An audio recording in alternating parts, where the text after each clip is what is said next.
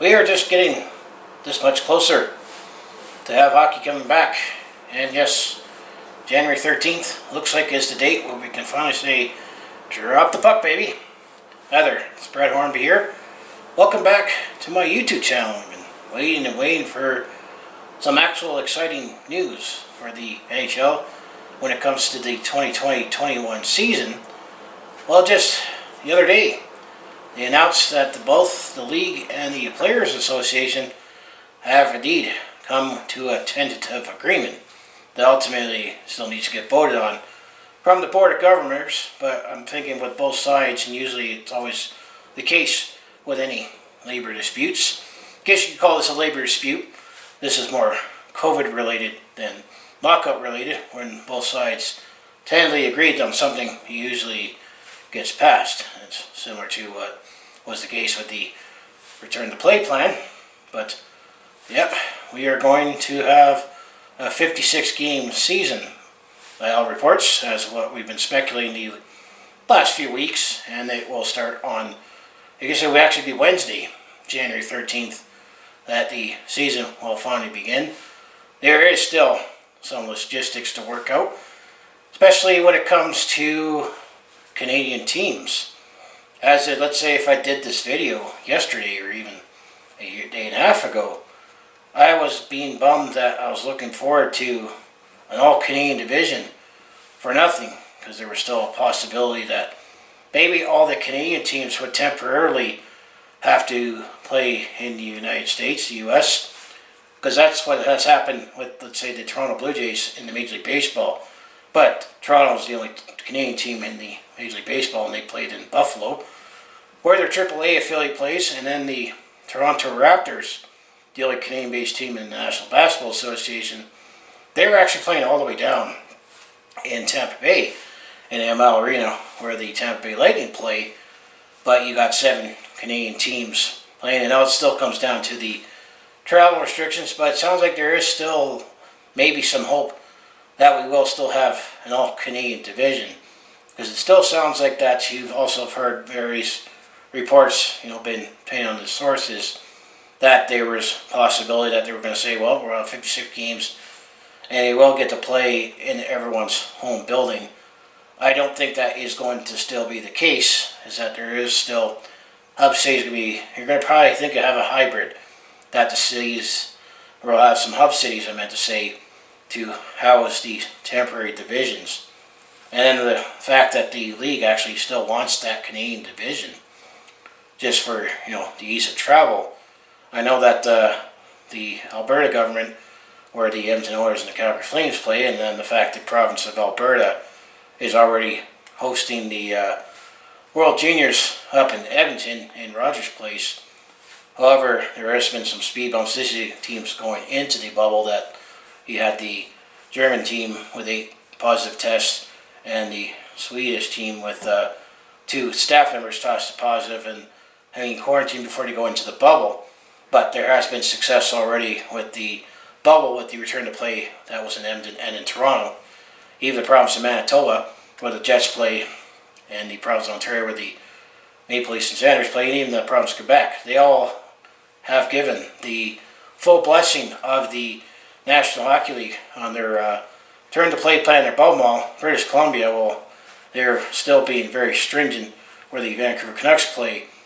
They're still a little hesitant, and actually, if you recall, back in the summer before it was official that Edmonton and Toronto were named the hub cities entirely for the Stanley Cup playoffs, that Vancouver pulled out despite having the infrastructure, and you could probably say more activities for the teams that would have been in the bubble, that they pulled out because it was too stringent. So there's still that to still be worked out. But you've been hearing some other bubbles being considered.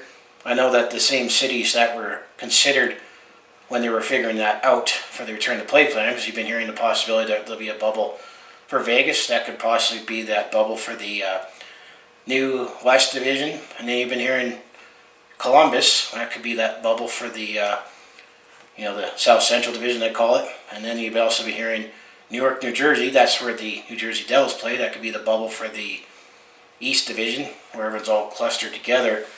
I mean, you're hearing that it's going to be it's going to likely be a hybrid where probably for the first month or two, and the schedule's going to have to come out in bunches because you have to give yourself room for potential outbreaks. But I think you're likely going to see bubble model and maybe eventually get to at least playing in their home arenas, and then some jurisdictions might actually even allow fans. Surprisingly, there's some jurisdictions in the U.S.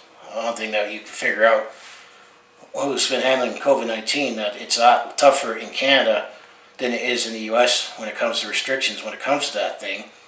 I know that that they've still been kind of worked out the finances where it sounds like all the players are still going to get paid their full salary. That's one of the reasons why the owners actually want as many games as possible, because if you're going to pay someone the same number of dollars, regardless if they play 40 games or 56 games, you're going to want the 56 game option, so that you're not hearing that salaries are going to be programmed and the salary cap's going to be flat and the likely to be flat for the next few years. And I think they finally figured out the gist on deferring salaries as opposed to escrow, or do a combination of that. And then you're hearing that they're giving the players the option that, okay, if you want us to defer salaries, have it cure interest before eventually getting their money back. I think they eventually figured that all out with this tentative agreement as well. I know that the other details that have been put out is that there likely is going to be an expanded roster with a taxi squad, and yes, those players you can actually carry won't count against the cap. And I know that maybe that'll be some way for some teams to get creative as well with maybe, especially if they still figure out the long-term injury. And they also figured out that let's say there wasn't too many players. I know locally with the Calgary Flames, Travis Hamonic opted out of the return to play plan, that they still have that option that if a player decides to not come back, what would happen is that won't burn a year of their contract. So let's say if that player, whoever, let's say is in their last year of their contract and they opted to not play this season, well, the team can tack that to the next season, not be a free agent as well, and obviously they'll be out of that money, so that's one of the things to consider. But it is encouraging that we're finally getting closer to actually having hockey being played. I mean, there's still a lot more logistics to still figure out, especially when it comes to scheduling and where the teams are going to play.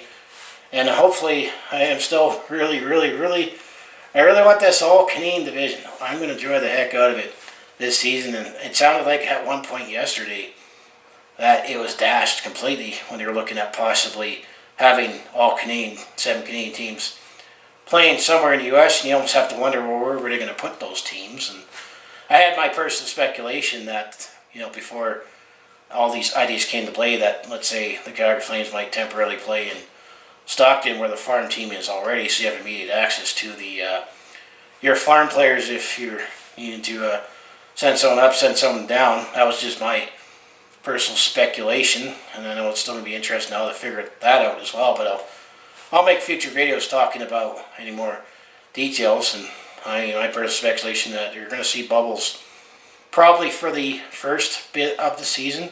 I mean, it's been proven to be successful when you look at the models that the Stanley Cup playoffs, and then the same with the NBA, that there was no cases that came during those 2 months during their playoffs. But I know it's always the isolating yourself from your families, and I know that the NHL is also putting in stringent protocols for what players can and cannot do, or where they can go, what restaurants to go to as well. But it's definitely still exciting to see, and be nice that next month I can start recapping games again. Remember when I used to do that with my Calgary Flames game recaps? I guess to make the math work, there'll be 6 game recaps, and then there'll be 2 4-game recaps to make the math work. But 56 games, but it would be great to do that, and as well, no pun intended, now that we keep hearing second wave, but now that we are getting closer to having a season, there's going to be more probably transactions about some free agents and maybe some trades as well. I guess the last thing I just thought of before I close things out, when it comes to starting the season on January 13th, there will not be any preseason at all. They'll just jump right into the season. It sounds like that the training camp will begin all over the league on January 3rd or 4th. which is the first Sunday or Monday in 2021. However, for the 7 teams that didn't get to participate in the return to play plan for the Stanley Cup playoffs, they can start their training camps on December 30th. So we'll still get a couple weeks of having some camp. So maybe I'll also make some videos on what's happened at camp, if any moves were made, and who we're going to eventually go to war with when it comes to the Calgary Flames for the 2020-21 season. But man, it's been a roller coaster of emotions. I guess that's a very 2020 thing to have happened. But is there going to be a season? Is there not going to be a season? Is it going to start January 1st? Is it going to start January 15th? Is it not going to start to February 1st? Are we going to have a season? Are we not going to have a season? How many games? At least it's sound like we're getting closer to having a conclusion to it. Let's just drop the puck already, and let's just have the 56 game season and try to get it all done by end of April, early May. I mean, going back to the bubble malls, you can be able to compress more games if you already have everybody in one place, and it's almost irrelevant if you're not going to have fans in attendance. Anyway, you're likely going to have games playing all day. And that was definitely strange in the summer, where it's like you get a notification that, it's game time. It's 11 o'clock. Oh, yeah, that game's going on. But that's what it is to get the games in. So as I say, if you want to follow along with this Calgary sports fans journey, home Flames, Hitmen, Roughnecks, and Stampeders, I mostly do talk Calgary sports on my YouTube channel, and been a lot more of these update videos, speculation of what I've been hearing and reading out on the community, but it will actually be nice to talk about games. Games actually happening. But I also do personal vlogs, attempt to comedy, and I also do share my experience with them on the road or a sporting event. So if that all sounds like it could be interesting to watch, to follow along with this Calgary sports fans journey, you know what you need to do. Just make sure to like, subscribe. I also have my other social media links down in the description below for other ways you can follow me. And now that I have officially started my winter break, I am actually going to be able to have more time to make a few more videos and release some videos potentially during the week instead of just trying to get it all in on the weekend. Because what else am I going to do during COVID when there's more restrictions in place? I'm not going to be able to go around, or heck, not even go to my parents' place for dinner. Or I'm going to staying here, to comply with all the local restrictions, because I don't want to get sick with this. But it is what it is. So as I say, go Flames go, and it'd be nice that it sounds like in a month we'll get to say that for real during a game. I mean, since March, when it comes to the Calgary Flames, we've only had 10 hockey games. I guess 11 if you count the preseason game and the return to play plan. So 11 games. We've only had 11 games since March, and we're going into the middle of January when the next season will start. So let's just say I'm a little hockey and sports deprived here.